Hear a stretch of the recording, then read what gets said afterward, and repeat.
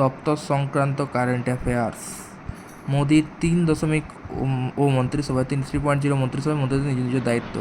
এখানের মধ্যে শুধু জানা ছিল অশ্বিনী বৈষ্ণব রেলমন্ত্রী, যেটা 1C, সেই জন্য 4 নম্বর অপশানটা করা হয়েছে। বাকিগুলো পড়ে নেওয়া যাক।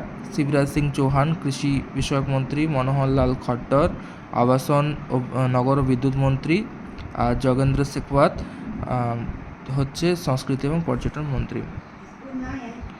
2024 সালের বাণিজ্য এবং শিল্পমন্ত্রী পীযূষ গোয়েল। 2024 সালের মন্ত্রিসভায় রেলমন্ত্রীর পদে কে আছেন? অশ্বিনী বৈষ্ণব। 2024 সালের স্বাস্থ্য ও পরিবার কল্যাণ মন্ত্রী কে? জেপি নাড্ডা। 2024 সালের মন্ত্রিসভায় বর্তমান শিক্ষামন্ত্রী ধর্মেন্দ্র প্রধান।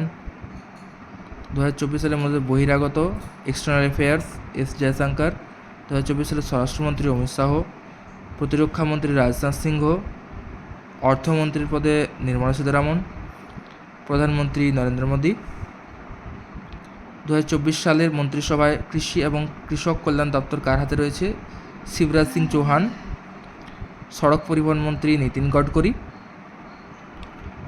পারমাণবিক মহাকাশ শক্তি, এগুলো সবগুলোই শ্রী নরেন্দ্র মোদীর হাতে রয়েছে। 2024 সালের লোকসভা নির্বাচনের পর সাম্প্রতিক মন্ত্রিসভা অনুসারে কে শ্রী ভূপেন্দ্র যাদবকে পরিবেশ, বন এবং জলবায়ু মন্ত্রণালয়ে নিযুক্ত করা হয়েছে।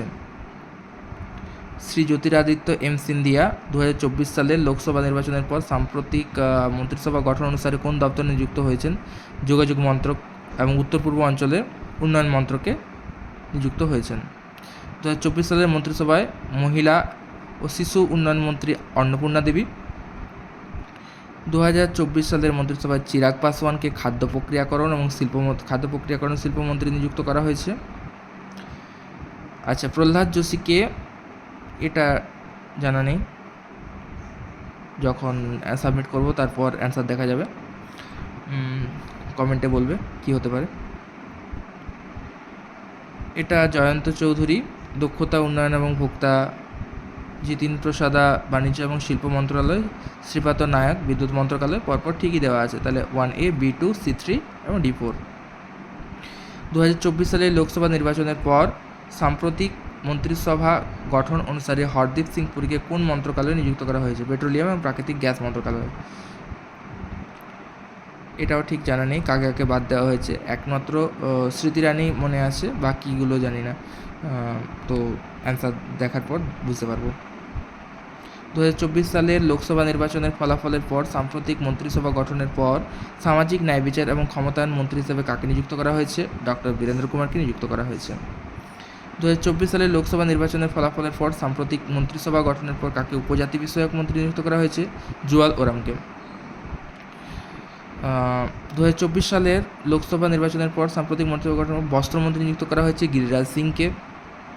এবং শেষ প্রশ্ন, 3.0 MSME বা ক্ষুদ্র শিল্প যে আছে MSME,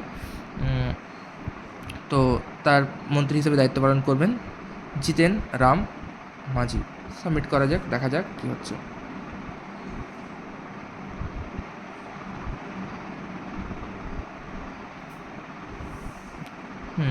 সবগুলোই মোটামুটি ঠিক আছে, দুটো চেষ্টা করা হয়নি, তাই দুটোর অ্যান্সার দেখাচ্ছে না।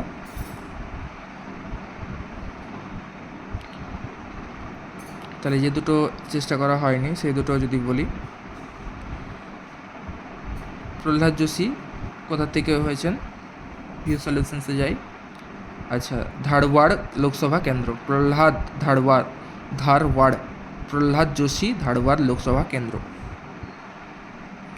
আরেকটা আছে, কে আছে 1, 2, 4, মানে অনুরাগ ঠাকুর এখন আছেন মন্ত্রিসভাতে, কিন্তু স্মৃতি ইরানি মন্ত্রিসভাতে নেই, সর্বানন্দ সোনোয়াল মন্ত্রিসভাতে নেই, রাজীব চন্দ্রশেখর মন্ত্রিসভাতে নেই।